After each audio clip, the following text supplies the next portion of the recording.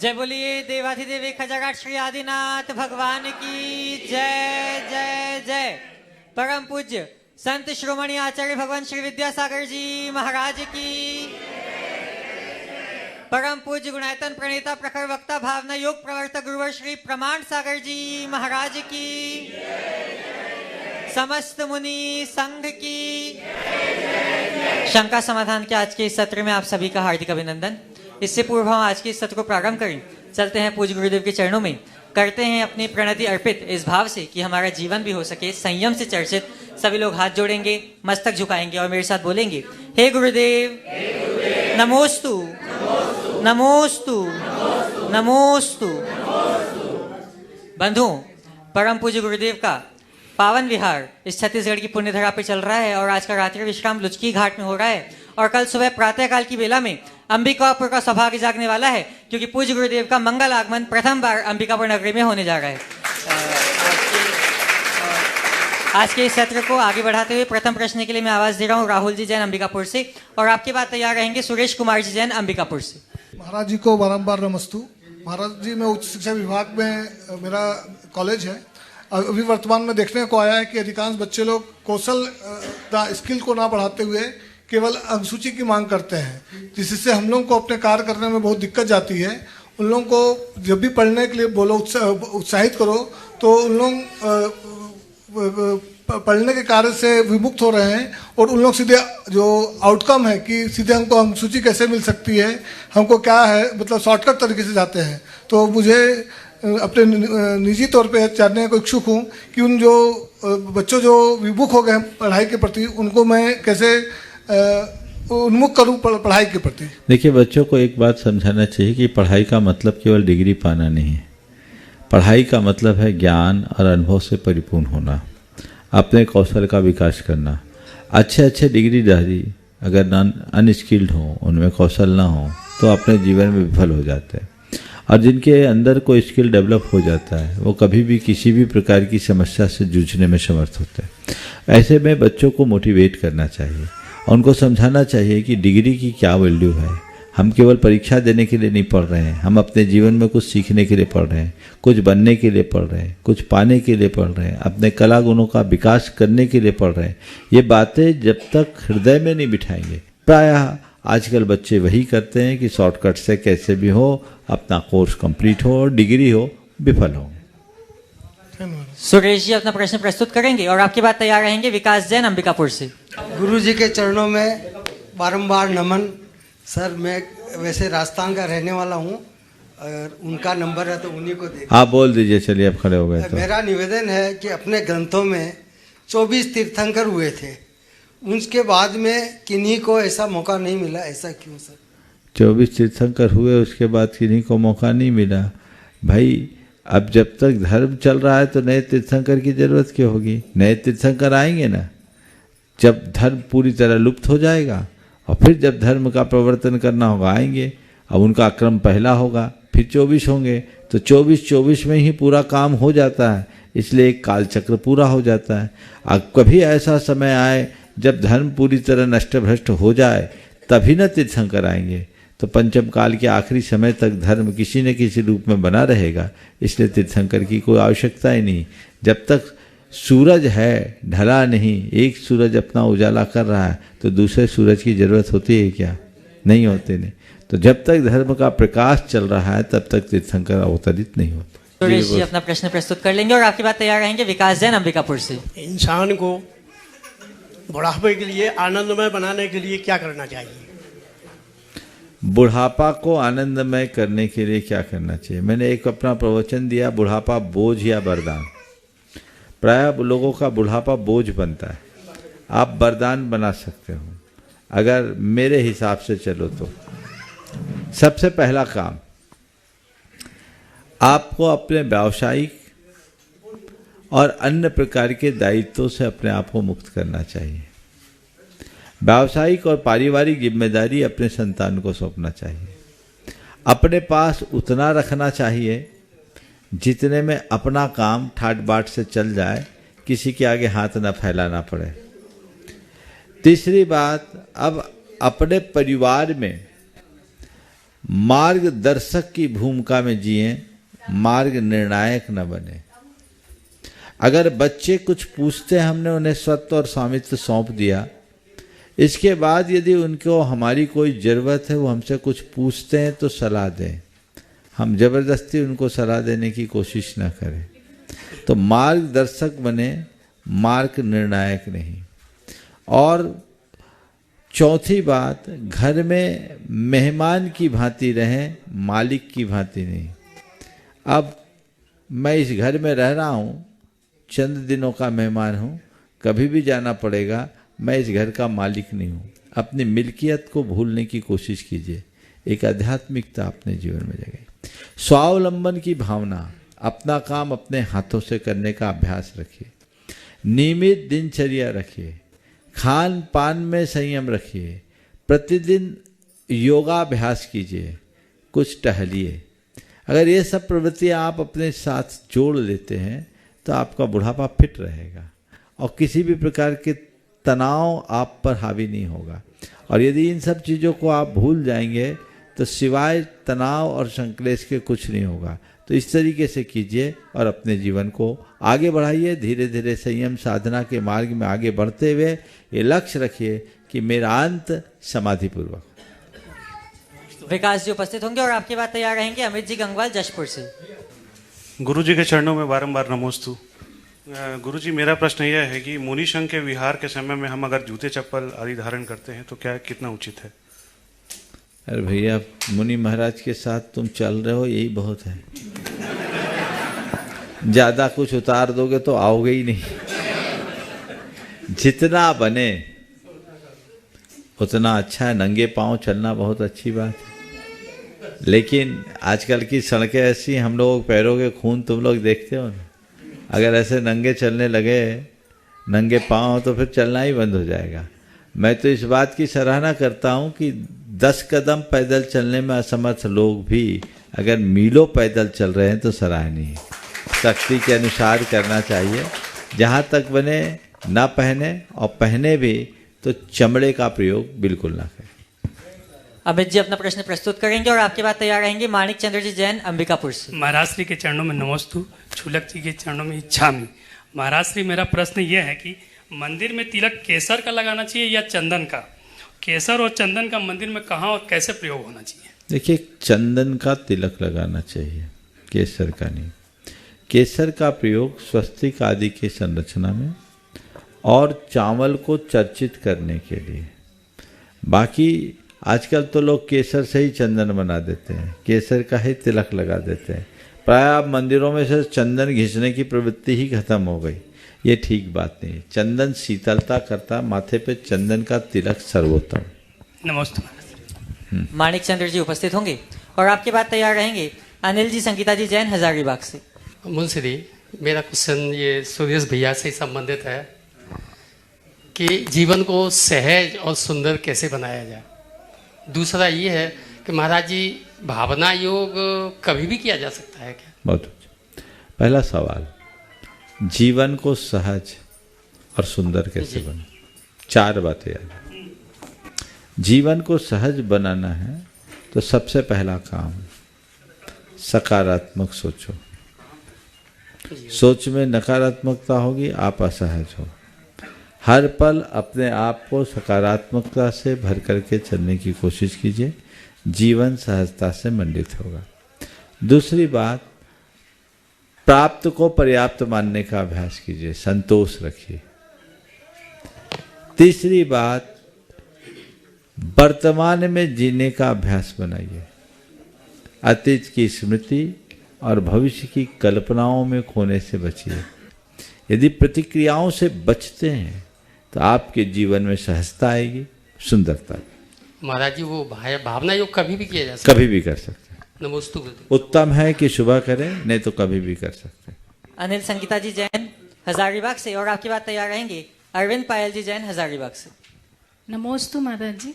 महाराज जी, मेरा ये प्रश्न है, जो हम लोग आचार्य के लिए ये बोले कि अरुण कामना देख सके युग तक आगामी बसंत, तो अब ये बोलना चाहिए या नहीं बोलना चाहिए? ये अरुण कामना देख सके युग युग तक आगामी बसंत है, ये कवि है अरुण। है अरुण कामना देख सके युग युग तक आगामी बसंत, हम ऐसे आगामी बसंत देखे, इसमें बोलने में कोई हानि नहीं। नमस्ते। अरविंद पायल जी जैन हजारीबाग से, और आपके बाद तैयार रहेंगे विक्रम जैन। नमोस्तु महाराज श्री। इच्छा में चलती महाराज श्री, कोई भी चीज़ अक्सर खूबसूरत लगती है, जैसे वक्त और बचपन, ऐसा क्यों?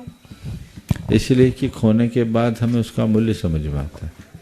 जो चीज़ें प्राप्त होती है उसका मूल्य समझ में नहीं आता, जब खो जाती तो लगता है अरे कितना कीमती था। जिस चीज़ों का मूल्य समझ में आता है वही हमें खूबसूरत दिखती है, जो मूल्यहीन लगती है वो हमें कुछ नहीं लगता। नमोस्तु। विक्रम जी उपस्थित होंगे, और आपके बाद तैयार रहेंगे कटनी से अरिहंत जैन। गुरुदेव नमस्तु नमस्तु नमस्तु। मूलतः ये प्रश्न मेरी बहन का है जो कि लंदन में स्थित है, और उसका मानना ये है, और बोली थी कि सवाल महाराज जी से ज़रूर पूछना, कि हम अपने धर्म के प्रचार के लिए विदेशों में क्या बेहतर उपाय कर सकते हैं और लोगों को जोड़ सकते हैं। अभी फ़िलहाल में ही वहाँ पे एक मंदिर खुला है, जैन मंदिर, जिसमें कि अच्छा एक महाराज जी यहाँ से ही, इंडिया से ही गए थे वो, और उन्होंने पूरी वहाँ पे प्राण प्रतिष्ठा करवा के और एक मंदिर बनवाया है।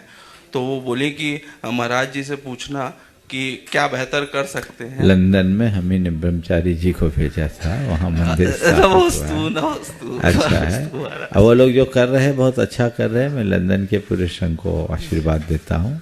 वहाँ धर्म की प्रभावना करने के लिए सबसे पहला काम तो हम खुद जैन धर्म का अच्छे से पालन करें और जैन धर्म का अध्ययन करें, और वहाँ के अजैन बंधुओं को जैन धर्म की महिमा को बताएं। चूँकि जैन मुनि और जैन धर्म की बहुत सारी जानकारियाँ वहाँ उपलब्ध नहीं है, लेकिन आज का समय है जब हम वर्चुअली सब चीज़ों को जना सकते हैं, वो काम हम कर सकते हैं, तो वो हमें जगाना चाहिए और उस तरह का प्रयास करना चाहिए। तो इसमें हम लोग ये कर सकते हैं, वहाँ पे एक हमारे जो प्रचारक जो बैठे रहे हैं, हमारे ही जैन बंधु, तो वो वहाँ पे जैसे बहुत अच्छे तरीके, और अब तो वहाँ जाने की भी जरूरत नहीं, दूर रह करके भी कर सकते हैं और बहुत अच्छे से कर सकते हैं। बहुत जागरूकता है वहाँ, अभी बहुत सारे लोग कर रहे हैं, और बच्चों को जैन धर्म से जोड़ने के लिए उन्हें प्रामाणिक पाठशाला से जोड़ो। अरिहंत जी अपना प्रश्न प्रस्तुत करेंगे, और आपके बाद तैयार रहेंगे मनोज जी सिंघई। महाराज श्री के चरणों में त्रिबार नमोस्तु नमोस्तु नमोस्तु। महाराज श्री कहते हैं कि जिंदगी में आगे बढ़ने के लिए धर्म मार्ग पर चलना अपने व्यापार के साथ साथ बहुत ज़रूरी है। तो महाराज श्री, मेरा सवाल यह है आपसे कि इसका सही रास्ता क्या है और इसे किस रूप में हम युवा पीढ़ी को अपनाना चाहिए? व्यापार को व्यापार की तरह करे, पर व्यापार को अपना सर्वस्व न माने। धार्मिक क्रियाएं करे, सबसे पहला काम तो अधर्म से बचे, और जो हमारी मूलभूत धार्मिक क्रियाएं हैं वो समय और परिस्थिति के अनुसार जरूर करें। यदि मूलभूत धार्मिक क्रियाएं हैं वो होती है तो हमारी धार्मिक गतिविधियां बनने से मन का उत्साह बना रहता है, और ये उत्साह हमें आगे बढ़ने के लिए प्रेरित करता है। दूसरी बात ये ध्यान रखना चाहिए कि व्यापार जीवन के लिए है, जीवन व्यापार के लिए नहीं। हम अपने जीने के लिए व्यापार करते हैं, व्यापार के लिए नहीं जीना है। मेरी प्राथमिकताएं अलग होनी चाहिए। धर्म को अपने जीवन की सर्वोच्च प्राथमिकता देते हुए व्यापार करते हुए भी धर्म को नहीं भूलना चाहिए, और गुरुओं के संसर्ग और समागम में बने रहे तो ये सारी प्रेरणाएं अपने आप मिलेगी और उनका पथ प्रशस्त होगा। नमोस्तु महाराज। मनोज जी, और आपकी बात तैयार रहेंगे सौरभ जी जैन सैनिक स्कूल। नमोस्तु नमोस्तु नमोस्तु। छुल्लक जी के चरणों में नमो। इच्छामी इच्छामी। मुनि श्री, परिणाम की तरफ सबकी दृष्टि होती है, प्रयास की तरफ कोई ऐसा विचार नहीं करता, तो कृपया इस पे मार्गदर्शन। मैं तो हमेशा कहता हूँ हमारे हाथ में प्रयास है, परिणाम नहीं। हम अच्छा प्रयास करें, परिणाम जो है उसे स्वीकार करें। परिणाम की तरफ दृष्टि देखोगे तो परेशान होगे, और प्रयास की तरफ दृष्टि रखोगे तो उत्साहित रहोगे। अपने उत्साह को बनाए रखना है तो जीवन में जो भी समस्याएं आए उनके समाधान के लिए प्रयास करो, और जो परिणाम आए सहज भाव से स्वीकार करो। नमोस्तु सौरभ जी अपना प्रश्न प्रस्तुत करेंगे, और आपकी बात तैयार रहेंगे दिनेश जी जैन अंबिकापुर से। नमस्ते महाराज जी, इच्छा महाराज जी। महाराज जी, आजकल व्हाट्सएप में एक बात चल रही है कि पूज्य आचार्य गुरुदेव श्री विद्यासागर जी महाराज जी को भारत रत्न देने की बात चल रही है और उनके समाधि दिवस को संत दिवस के रूप में देने की बात चल रही है। जैनियों का यह मानना है कि वास्तविकता में भारत रत्न का मूल्य अब शायद गुरुदेव को देने के बाद होगा, तो क्या ये बात सच है या अभी इसमें विचार चल रहा है या ये भ्रामक है? देखिए, अभी जो खबर आई है वो भ्रामक है, फेक है। इस तरह की खबरों पर भरोसा नहीं करना चाहिए। और 2-3 दिन पहले मैंने अपनी बात कही थी कि इस विषय में अब हमें किसी तरह का प्रयास करने की भी ज़रूरत नहीं। हमने देखा है मोदी जी के उद्गारों से, उनके आलोकों से, कि उनकी कितनी गहरी निष्ठा है परम पूज्य गुरुदेव। और हमें विश्वास रखना चाहिए, भरोसा रखना चाहिए कि जिनके हृदय में गुरु विराजमान है, तो आप और हम जैसे गुरुदेव के विषय में सोचते हैं वो उससे कम नहीं सोचते। जरूर अच्छा होगा और जो होगा हमें स्वीकार करना चाहिए। इसी से संबंधित मेरा एक प्रश्न और है कि जैसे हमारे यहाँ समाधि जो होती है, हम जो अजैन हैं उन लोगों को समझाने में थोड़ी दिक्कत होती है, तो न्यूज में ये चीज़ क्यों नहीं दिखाई जाती है कि हमारी समाधि, जैनों की समाधि, क्या इसको न्यूज में नहीं दिखाना चाहिए या किसी तरह की इसमें दिक्कत है? दिखाया जा सकता है बशर्ते उस तरह की न्यूज़ से असुविधा ना हो। मैं एक घटना बताता हूँ। सन 2000 में हमारे सानिध्य में एक संलेखना चल रही थी, हम विदिशा में थे, उदयगिरी में, और वह संलेखना सारे अखबारों की खास खबर बन गई। अब उसका परिणाम ये निकला कि प्रतिदिन 10-10 हजार लोग आने लगे। एक सामान्य श्रावक की संलेखना थी, अखबारों ने उसे कवरेज दिया और मीडिया के लोग आ गए, तो कई बार इस तरह का ज़्यादा प्रचार प्रसार साधक की साधना में भी बाधा बन जाती है।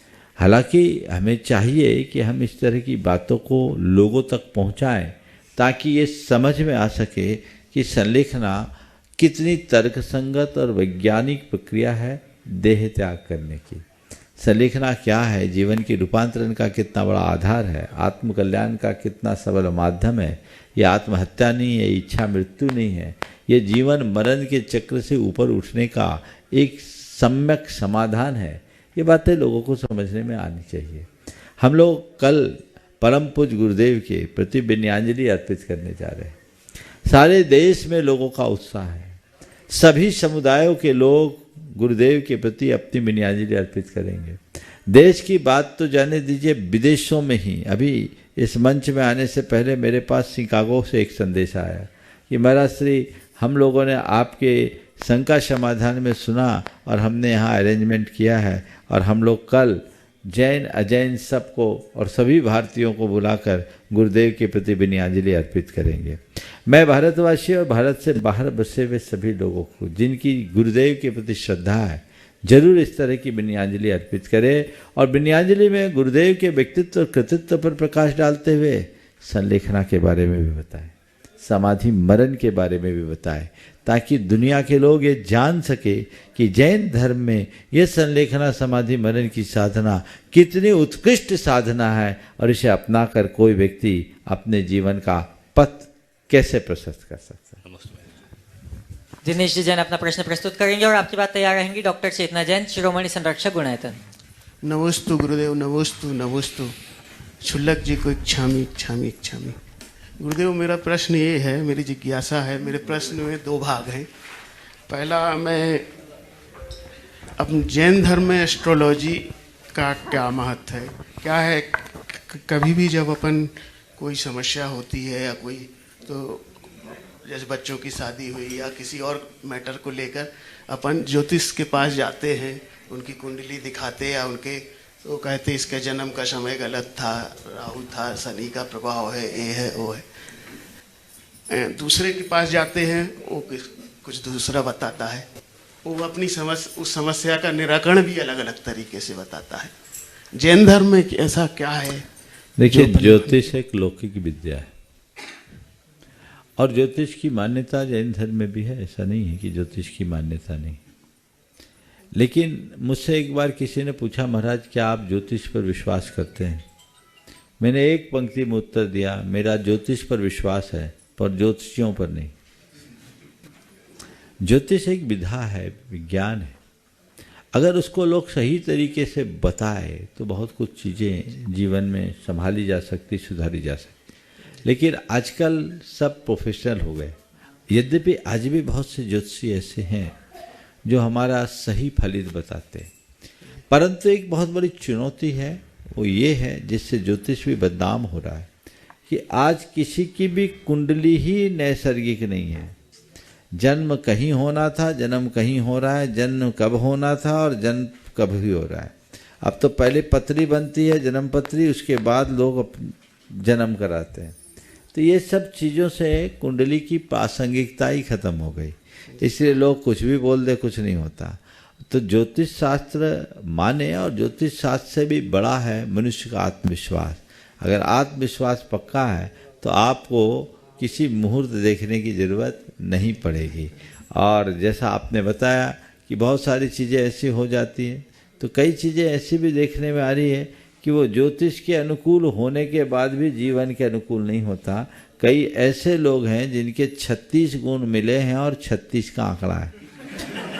ऐसे आपके नज़र में भी हो सकते हैं, कोई 36 गुण मिला के शादी की और 36 का आंकड़ा है, और कई ऐसे हैं जिनने कुछ नहीं किया लेकिन आज बड़े आनंद से जी रहे। इसलिए प्रसंग और परिस्थिति के अनुरूप चलना चाहिए। गुरुदेव, मेरा प्रश्न ये था, जिज्ञासा थी कि जब अपन जीवन, मनुष्य हम लोग जीवन में हैं, कुछ प्राथमिकताएं तय करके मनुष्य अपने जीवन में आगे बढ़ता है। सभी की प्राथमिकताएं अलग अलग हो सकती हैं, ऐसा हो सकता है। जैसे मेरा व्यक्तिगत अनुभव है कि जैसे धर्म में कहा गया है कि कर्म ही पूजा है। जो आप कर्म करते हैं अच्छे से करिए, सही करिए, वो आपकी पूजा है। दूसरा आपका घर परिवार और धर्म। तो आदमी की जब ये प्राथमिकताएं हो जाती हैं तो सबसे पहले आदमी किस चीज़ को, जैसे मेरा व्यक्तिगत अनुभव मैं अपना वो करना चाह रहा हूँ। जब मैं गवर्नमेंट एम्प्लॉइज हूँ, बहुत ज़्यादा प्रेशर होता है तो मैं घर परिवार और धर्म को भूल जाता हूँ। मैं आपसे ये कहूँगा, कुछ भी करिए, सब जगह धर्म कीजिए। धर्म करते हैं, सुनिए, वो वाला धर्म नहीं जो मंदिर में करते हैं, वो वाला धर्म जो जीवन में किया जा सकता है, हर पल करें।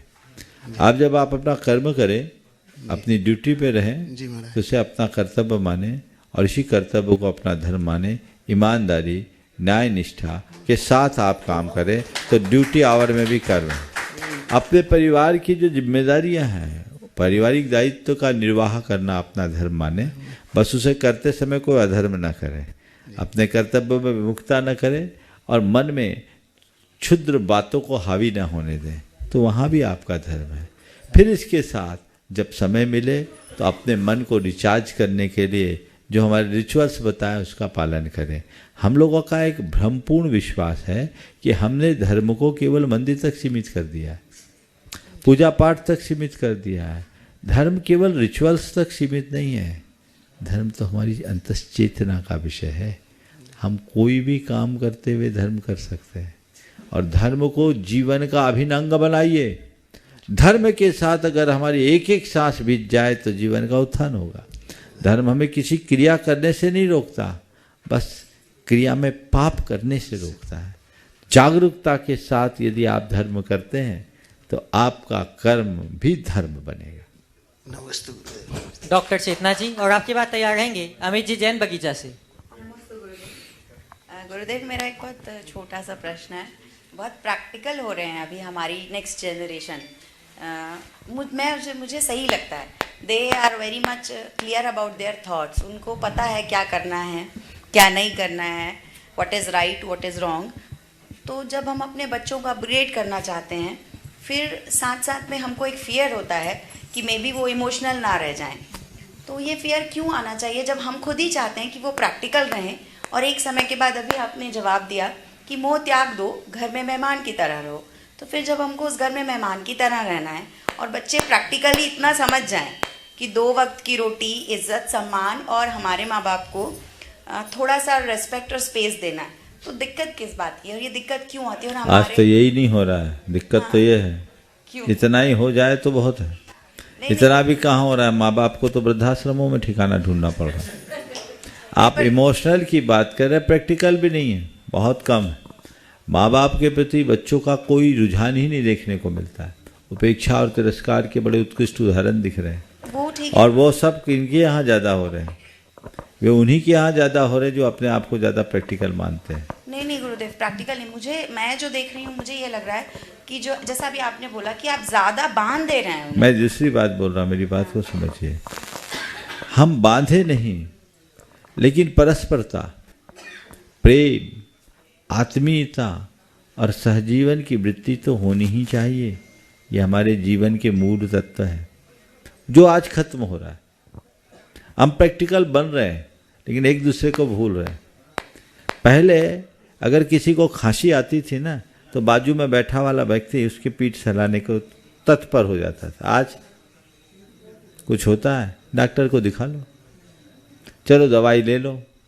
तो अंदर की भावनाएं खत्म हो जाएगी तो हमारे रिश्तों में वो मिठास नहीं रहेगी, अपनत्व तो खत्म होगा। तो कितना भी प्रैक्टिकल बनिए, हमें जहाँ इमोशन का पुट लेना जरूरी है वो जरूरी, पर उसके साथ व्यक्ति की विचारधारा में अध्यात्म होना चाहिए। आज अध्यात्म खत्म होता जा रहा है। व्यावहारिकता से ऊंची बात आध्यात्मिकता की है। आप प्रैक्टिकल बनिए लेकिन आध्यात्मिकता के पुट के साथ, और जहाँ जो जरूरत है भावना की भावना भी दीजिए। आप भोजन करने बैठे हैं, एक नौकर भी आपको भोजन कराएगा और आपके परिवार का कोई सदस्य भी भोजन कराएगा।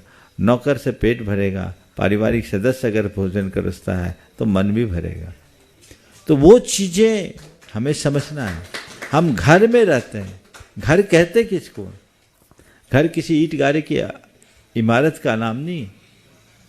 घर वह है जहाँ प्रेम हो, आत्मीयता हो, परस्परता हो, अपनत्व हो, वो घर है। जो मन से जुड़ा हो वो घर है। यदि उस तत्व को हम हटा देंगे चीजें हाथ से निकल जाएगी। फिर यही होगा कि जैसे बच्चे थोड़े काबिल हुए, आपको अपना व्यवस्था अलग करनी पड़ेगी, जैसा हो रहा है। और ये पूरी तरह अमेरिकन कल्चर भारत में आ रहा है। उसके परिणाम भविष्य में खराब होंगे। माँ बाप घर में रहते हुए वैरागी बने, ये एक अलग बात है, लेकिन माँ बाप को घर में रहते हुए भी अपने आप को अभागा महसूस करना पड़े, ये बहुत बुरी बात है। सब कुछ होते हुए भी उनके पास कुछ नहीं है, ये बहुत सोचने की बात है। और आज जितने भी वृद्धाश्रम हैं उनमें आप देखिएगा तो ज़्यादातर धनी मानी परिवारों के लोग। तो ये क्या है? ये इसलिए है क्योंकि वो बहुत ज़्यादा प्रैक्टिकल बन गए, इमोशन खत्म हो गया, अटैचमेंट खत्म हो गया। रिलेशन कैसे बनेंगे? इसलिए रिलेशन में जिन बातों की जरूरत है उन्हें होना ही चाहिए। बगीचा से अमित जी जैन, और आपकी बात तैयार रहेंगे शैलेश जैन गोमिया से। महाराज श्री के चरणों में त्रैबार नमोस्तु, चुलक श्री के चरणों में इच्छामि। महाराज श्री, यह सवाल सामाजिक व्यवस्था को लेके है जो भैया ने मुझे पूछने के लिए दिया है। महाराज श्री, मेरा प्रश्न यह है कि आजकल कुछ स्थानों पर मंदिर में बहुत कम उम्र वाले लड़के पदाधिकारी चुन लिए जाते हैं जो समता भाव न रखते हुए समाज की महिलाओं से मंदिर में ही बहस करने लगते हैं। बात बात में वरिष्ठ जनों की अनुकूलता को प्रभावित करते हैं, जो खुद बहुत धार्मिक नहीं होते किंतु धार्मिक लोगों के पुराने परिपाटी को प्रभावित करते हैं। तो क्या समाज के उच्च पद पर चुने जाने वाले पदाधिकारियों की कोई आयु सीमा होनी चाहिए? कृपया मार्गदर्शन प्रदान करें। देखिए, बहुत ही अलग सवाल आपने किया। इस विषय में मेरा ये कहना है कि समाज में अगर कोई भी जिम्मेदार पद है तो ये पद उन्हीं को देना चाहिए जिनके हृदय में धार्मिक, सामाजिक और सांस्कृतिक निष्ठा हो। जो उस निष्ठा से ओतप्रोत हो उसे हमें प्रमुखता देनी चाहिए। रहा सवाल उम्र का, तो मैं ये मानता हूं कि उसके लिए उम्र की सीमा नहीं होनी चाहिए, अनुभव जरूर होना चाहिए। अगर कम उम्र के युवा के अंदर ऐसी निष्ठा है और समाज के लोग उसे दायित्व सौंपना चाहते हैं तो हमें हर्षित होना चाहिए। वो आगे बढ़ कर के काम करेगा तो समाज को आगे बढ़ाएगा। और केवल बूढ़ों और बुजुर्गों के हाथ में बागडोर रहेगी तो चीज़ें हाथ से निकल जाएगी। बशर्ते उसे बड़ों का बहुमान, वो संस्कारवान हो, वो निष्ठावान हो। और अगर वो संस्कारवान निष्ठावान होगा तो ऐसा नहीं होगा, वो अच्छा ही करेगा। मैं एक ऐसे समाज में देखा जहाँ का पूरे पदाधिकारी युवा, सब युवा, और मैंने देखा कि उन लोगों ने बड़े बुजुर्गों के साथ इतना बढ़िया सामंजस्य बना रखा कि बड़े भी कहते कि जब से बच्चों ने काम संभाला हमारी समाज में दिन दुनी रात चौगुनी वृद्धि हो रही। वो सोच होनी चाहिए। और एक बात और है, हमारे समाज के बड़े बुजुर्ग भी कुछ ऐसे हैं जो 70, 75 और 80 के हो गए तो छोड़ना नहीं चाहते। अब उनका पीछे वाली पीढ़ी बूढ़ा हो रहा है, बूढ़ी हो रही है, उनको मौका ही नहीं मिल रहा है। और एक और बात है, दुकान धंधे में तो तुम्हारे बच्चों ने तुम्हें बाहर कर दिया, समाज में तुम टिके हो, नए छोरों को आने नहीं देते, तो परिवर्तन कैसे होगा? बोलो। जितने भी हैं आप देख लीजिए, जितने बड़े बुजुर्ग आज हमारे समाज में हैं, उनकी घर में चलती है क्या? घर में बच्चों के आगे चलती है? जिनकी घर में नहीं चल रही वो समाज चलाने चाह रहे। समझ रहे बात को? तो मैं ये नहीं कहता कि बड़े बुजुर्गों को दायित्व नहीं मिलना चाहिए, मिलना चाहिए, पर समाज में युवा वर्ग को भी आगे आना चाहिए, बशर्ते वो निष्ठावान हो, वो संस्कार निष्ठ हो।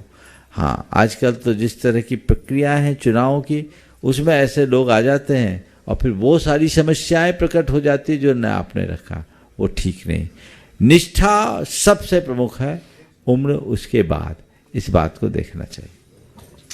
गुणायतन ट्रस्टी शैलेश जी जैन गोमिया से, और आपके बाद तैयार रहेंगे विवेक जी जैन कुनकुरी से। महाराज जी के चरणों में मेरा और मेरे परिवार की ओर से 3 बार नमोस्तु नमोस्तु नमोस्तु। छुल्लक जी के चरणों में इच्छामी, भैया जी को वंदना। महाराज जी, अनुभव एक ऐसा कंघी है जो जीवन में तब प्राप्त होता है जब तक बाल झड़ चुके होते हैं। तो ऐसा क्या करें कि समय पे प्राप्त हो सके? दूसरों के झड़े बाल देख के समझ जा।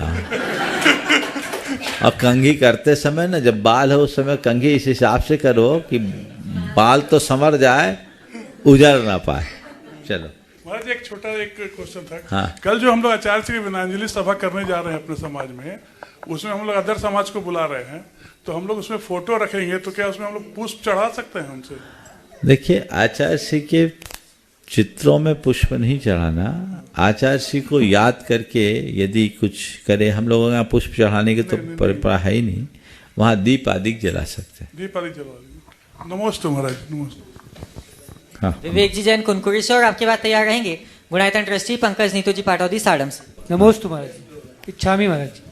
महाराज जी, जब पूजा करते हैं या भक्तामर का पाठ पढ़ते हैं तो 2 लाइन अपन बोलते हैं, 2 लाइन कोई दूसरा बोलता है, तो क्या ये सही है?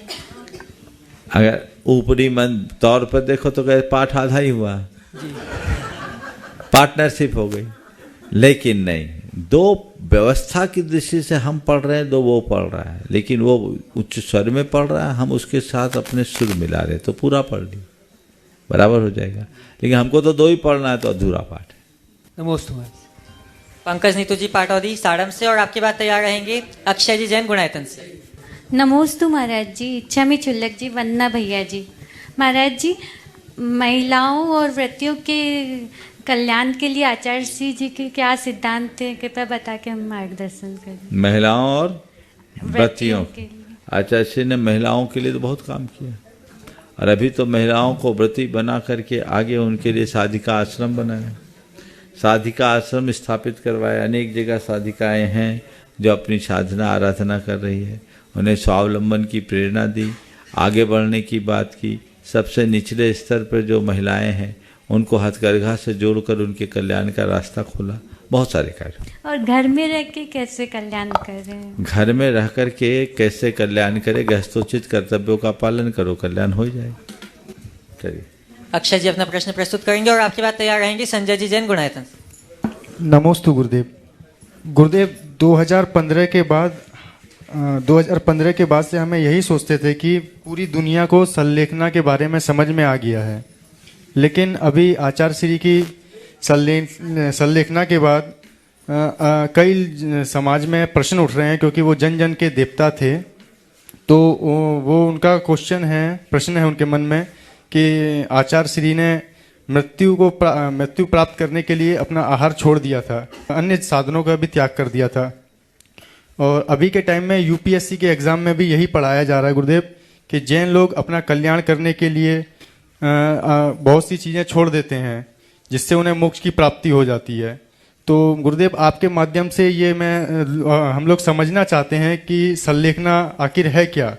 बहुत अच्छा सवाल है और मैं तो चाहूँगा इस पर कभी विस्तार से चर्चा करूँ, पर आज संक्षेप में इस पर प्रकाश डालना जरूरी है। संलेखना है क्या? सत और लेखन शब्द से संलेखना है। सत यानी भली प्रकार से, लेखन यानी कृष करना किसे, अपने शरीर और अपने कषायों को। ये कब होता है? एक आत्म साधक जब साधना के मार्ग में उतरता है तो अपने शरीर का पूरा आलम्बन लेता है, क्योंकि शरीर ही हमारे धर्म का साधन है। और जब तक शरीर हमारे धर्म साधन में सहायक होता है, शरीर को सब तरीके से हम संरक्षित करते हैं।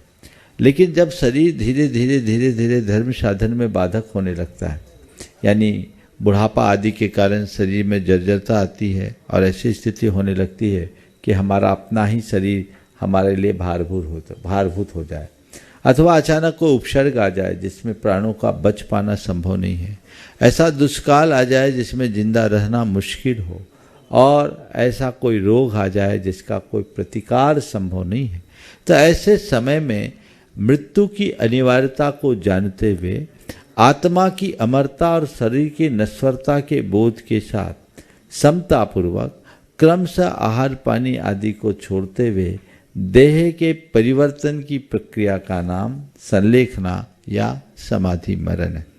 संलेखना में खाना पीना एकाएक नहीं छोड़ा जाता, धीरे धीरे धीरे धीरे छोड़ा जाता है। आचार्य महाराज के संदर्भ में जो बात आई है, ये बात सही है कि 3 उपवास पूर्वक हुआ, लेकिन उन्होंने धीरे धीरे धीरे धीरे धीरे अपनी संलेखना की। उनकी संलेखना काफ़ी दिनों से चल रही थी।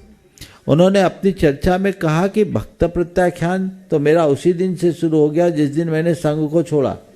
उन्होंने पूरे संघ का विभाजन कुंडलपुर के महोत्सव में कर दिया था, और कुंडलपुर महोत्सव में संघ का विभाजन करके अपने साथ केवल 3 मुनियों को रखा, और वही उनका संघ था और उसको लेकर के चल रहे थे। उनने अपने अंतरंग साधना शुरू कर दी थी। व्याधि उनको शरीर को जकड़ ली, और वो व्याधि असाध्य जैसी व्याधि थी। चिकित्सा की गई, कोशिश किया गया कि व्याधि नियंत्रित हो, लेकिन जब गुरुदेव को लगा कि व्याधि नियंत्रित नहीं होने वाली, तो धीरे धीरे धीरे धीरे आहार पानी आदि को कम करके, और जब तक उनसे खड़े होते बना गया तब तक उनने लिया। और जब ऐसा लगा कि अब मेरे शरीर में अब सत्व नहीं रहा, तो उनने मौन साधना के साथ उपवास ग्रहण किया और अपना शरीर छोड़ा। तो मरने के लिए उपवास नहीं किया, शरीर से धीरे धीरे अन्न पानी छूट गया, और ये सहज प्रक्रिया है। अंत के दिनों में हमारे शरीर की रिक्वायरमेंट अपने आप कम हो जाती है, और ये लोगों को जानना चाहिए। आप पशुओं में देखिए, खासकर गाय आदि में देखिए, जब उनकी अंतिम स्थिति आती है तो खाना पीना छोड़ देते हैं, उनके सामने रख दो तो भी नहीं खाते। तो ये स्थितियाँ हैं, तो हमारे मानव शरीर में भी ऐसी सारा अंदर का तंत्र काम करना बंद कर देता है। तो फिर जबरदस्ती तो कोई लोग मोहवश देते हैं, और उसमें फिर भूखे रहना और एक भूख पर विजय पाना, इसमें बहुत अंतर है। समता के साथ शरीर का परित्याग किया जाता है। ठीक वैसे ही जैसे आप वस्त्र परिवर्तन करते हैं, उनने देह परिवर्तन किया है। आत्मा अमर है, शरीर नश्वर है। एक तन छूटता है, दूसरा अपने आप जुड़ जाता है, और हमारा लक्ष्य अशरीरी बनना है, जो सिद्धि की प्राप्ति का आधार है, मोक्ष की प्राप्ति का आधार है। तो मृत्यु का वरण करने के लिए भोजन पानी नहीं छोड़ा जाता, अपितु शरीर का मोह छोड़ते हुए मृत्यु और जन्म और मृत्यु के भय से ऊपर उठते हुए अपनी प्रक्रिया को, साधना को आगे बढ़ाया जाता है। संजय जी जैन, और आपकी बात तैयार रहेंगी श्रीमती अर्चना जी बेनाड़ा, और आपकी बात तैयार रहेंगी स्वाति जैन ऑनलाइन। नमस्ते महाराज जी। महाराज जी, पता नहीं आजकल के अभिभावक अपने बच्चों को क्या क्या बनाना चाहते हैं, वकील, सीए। तो महाराज जी, आचार्य श्री की, आपके प्रधानमंत्री के अभिभावक अगर ऐसे करते तो क्या आप लोग अपने अपने फील्ड में इतना उन्नति जो की है, तो इस पे प्रकाश डालिए। देखिए, माँ बाप तो अपने बच्चों को समय के अनुसार जो भी हो बनाना चाहते हैं बनाते हैं, लेकिन बच्चों का भाग्य भी उन्हें बहुत कुछ बनाता है। मैं मानता हूँ कि आज गुरुदेव ने ये रूप, ये अवस्था प्राप्त की। इसके पीछे माँ बाप के संस्कार तो होंगे, लेकिन कोई माँ बाप नहीं चाहता कि मेरा बेटा साधु बने, नहीं चाहता। सब चाहते हैं भगत सिंह पैदा हो पर पड़ोसी के घर में, लेकिन जिनकी होनहार होती है वो बन जाता है। तो अच्छाई को पाना, अच्छाई को अपनाना बहुत दुर्लभ है, और उस दुर्लभता से ही किसी किसी को ऐसा संयोग मिलता है। तो जो संयोग प्राप्त कर लेते हैं वो बहुत भाग्यशाली। स्वाति जी उपस्थित होंगी। नमस्ते महाराज जी। महाराज जी, मेरा प्रश्न है कि मेरी गुड़िया है 9 साल की, बहुत ज़्यादा चंचल है, इतना उद्यम करती है, समझ में नहीं आता उसे कैसे समझाएं। एकाग्रता से समझाओ, समझो उसको कैसे समझ। महाराज जी को सारे सराक सत्र की तरफ से नमस्तु नमस्तु नमस्तु। क्षुल्लक जी को इच्छामी, भैया जी को वंदना। महाराज जी, मेरा प्रश्न ये है, धैर्य से ही जीवन में सफलता मिलती है, परंतु ये जानते हुए भी मन कई बार अधीर हो जाती है, जिससे बस पीड़ा ही बढ़ती है। महाराज जी, अधैर्य को कैसे जीते? अधीरता को कैसे जीते, धैर्य को कैसे जीते, है ना। देखो, धैर्य तब आएगा जब आपके मन में एक बात बैठे। कभी भी धीरज रखना है। थोड़े देर की बात है। किस बात की बात है? थोड़े देर की बात है। ये सब चीज़ें टेम्परेरी है। मन में धीरज आएगा, समझ गए, और अभ्यास बढ़ाएंगे तो धैर्य आएगा। बाकी बात नमस्ते महाराज जी, नमस्ते। अब हम सभी चलते हैं पूज्य शुल्लक श्री आदर्श सागर जी महाराज के चरणों में और निवेदन करते हैं कि ऑनलाइन प्रश्नों के माध्यम से हम सबको दिशाबोध प्राप्त हो। इच्छामी महाराज जी। महाराज श्री के चरणों में कोट नमन। महेंद्र जैन पत्रकार इंदौर से प्रश्न कर रहे हैं, पूज्यवर, अज्ञानी गलती छिपाकर बड़ा बनना चाहता है और ज्ञानी गलती मिटाकर बड़ा बनना चाहता है। महाराज जी, बड़े बनने के क्रम में गलती छिपाने से गलती मिटाने के सफर तक हमें किस प्रकार का पुरुषार्थ करना चाहिए? बहुत सुंदर है। ज्ञानी गलती छिपाकर और ज्ञानी गलती मिटाकर बड़ा बनने की कोशिश करता है। आपने पूछा है कि बड़ा बनने के लिए गलती छिपाने से गलती मिटाने की प्रक्रिया को कैसे करें। देखिए, गलती कभी छिपाने से छिपती भी नहीं, और गलती मिटाना ही सबसे बड़ी बात है। लेकिन गलती को मिटाने के लिए सबसे पहली ज़रूरत है गलती को स्वीकारें। प्रायः लोग अपनी गलतियों को गलती मानने को राजी नहीं होते हैं, अपितु अपनी गलती होने पर भी सामने वाले को दोषी आरोपित करते हैं। तो अपनी गलती को गलती के रूप में स्वीकार करें, गलती को गलती माने, पहली बात। और गलती को गलती मानने के प्रति, गलती के प्रति ग्लानि का भाव रखे। दूसरी बात, ये मैंने जो गलती की है वो उचित नहीं है, नहीं करना चाहिए। तीसरी बात, उस गलती के पुनरावृत्ति न करने का संकल्प मन ही मन ले और ठाने कि अब ऐसी गलती को अपने अंदर हावी नहीं होने देंगे। उसे सुधार के लिए संकल्पित हो जाए तो जीवन आगे बढ़ेगा। केवल बातें करने से गलती नहीं मिटती, गलती मिटाने के लिए मनुष्य को खुद को खपाना पड़ेगा, और जब तक वो अपने आप को उस तरह से तैयार नहीं करता, जीवन आगे नहीं बढ़ता। हीरा बड़जात्या जी हजारीबाग से प्रश्न कर रही हैं, किसी ने क्या खूब कहा है, शरीर स्वस्थ रखना है तो खाना कम और मन स्वस्थ रखना है तो बोलना कम। तो महाराज श्री, आजकल खाने की और बोलने की प्रवृत्ति थोड़ी ज़्यादा हो चुकी है, इसे कम कैसे करें? शरीर स्वस्थ रखना है तो खाना कम और मन स्वस्थ रखना है तो बोलना, और दोनों बीमारी बढ़ गई है। तो बस जैसे शरीर के प्रति हेल्थ कॉन्शियस जगते ही आजकल लोग खाने पर कंट्रोल करने लगे हैं, तुरंत सब डाइटिंग पे आ गए हैं। थोड़ा सा भी डॉक्टर ने बोल दिया, कुछ कर दिया, तो शरीर के प्रति जागरूकता व्यक्ति के खाने में संयम ला रहे। इसी तरह मन के प्रति जब जागरूकता आएगी तो व्यक्ति की अन्य प्रवृत्तियों में भी संयम आएगा। एक बात व्यक्ति के मनोमस्तिष्क में अंकित होनी चाहिए, स्वस्थ तन से भी ज्यादा जरूरी स्वस्थ मन है।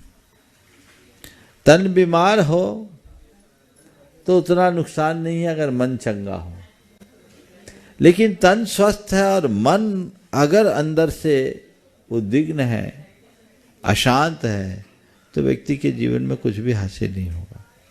इसलिए हमेशा एक लक्ष्य बनाना चाहिए कि हम अपने जीवन में उन्हीं बातों को महत्व और स्थान देंगे जिससे हमारे मन पर कोई दूषित प्रभाव न पड़े, कोई दुष्प्रभाव न पड़े, हमारा मन व्यवस्थित बन करके रहे। ये जागरूकता ही अपने मन की मलिनता को दूर करने में सहायक होगी। मीना चौधरी जी जोधपुर से प्रश्न कर रही हैं, महर्षि कहते हैं पहचान बनानी है तो ऐसी बनाओ कि यदि अगर कोई तुम्हारी बुराई भी करे तो सामने वाला विश्वास ही ना करे। तो महर्षि हमें अपनी पहचान ऐसी बनाने के लिए किन किन बातों का ध्यान रखना चाहिए? पहचान बनानी है तो ऐसी बनाओ कि कोई बुराई करे तो भी लोग विश्वास न करें। आपने पूछा है ऐसी पहचान बनाने के लिए किन किन बातों पर हमें ध्यान रखना चाहिए। 4 बातें बताता हूँ। 4 बातें जिससे आपकी पहचान स्थायी बने और लोग कभी आपकी कोई बुराई भी करे तो विश्वास न करें। सबसे पहली बात, नैतिकता को अपने जीवन का आदर्श बनाएं। आपके जीवन में नैतिकता का पुट हो। दूसरी बात, प्रामाणिकता की बात हो। नैतिकता और प्रामाणिकता, ये 2 बातें अगर जीवन में आएगी तो निश्चित जीवन में बहुत बड़ा बदलाव आता है और लोग प्रभावी होते हैं। तीसरी बात है सत्यनिष्ठा। प्रामाणिकता के साथ यदि व्यक्ति के जीवन में सत्यता हो, और चौथी बात व्यवहार में सरलता हो, तो व्यक्ति कभी भी आपके बारे में कुछ कह भी दे तो सहज रूप से स्वीकार नहीं करेगा। हमारे आचरण को देखकर, हमारे व्यवहार को देखकर लोग हमारी बुराई को कभी बुराई के रूप में देख ही नहीं पाएंगे। गुरुदेव का बहुत सुंदर हाइकू है, मत दिलाओ विश्वास लौट आता व्यवहार से। हमें विश्वास दिलाने की जरूरत नहीं, हमारा व्यवहार अच्छा हो तो परिणाम अपने आप अच्छे होंगे। नितिन जैन बिनौली से प्रश्न कर रहे हैं, महर्षि किसी ने क्या खूब कहा है कि माँ के बिना दुनिया की हर चीज कोरी है, दुनिया का सबसे सुंदर संगीत माँ की लोरी है।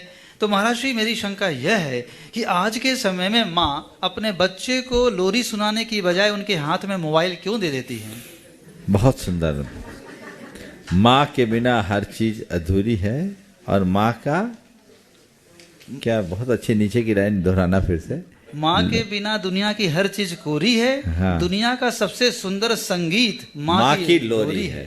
और आजकल आज की माँ लोरी की जगह मोबाइल पकड़ा दे, यही है ना। तो वो समस्याएं बदल रही है क्योंकि आज की माँ थोड़ी आधुनिक माँ हो गई। और मैं आप सबको एक बात कहना चाहूँगा, माँ का किसी संतान के जीवन में बहुत बड़ा स्थान है। आज से लगभग 50 वर्ष पहले रशिया में एक प्रयोग हुआ। वहाँ कुछ बंदर के बच्चों को अपनी माँओं के पास रखा गया और कुछ को कृत्रिम मशीनी बंदरियों के पास रखा गया। दोनों को एक तरह का भोजन दिया गया। देखा गया कि दोनों प्रकार के बंदरों का शारीरिक विकास एक सा हुआ,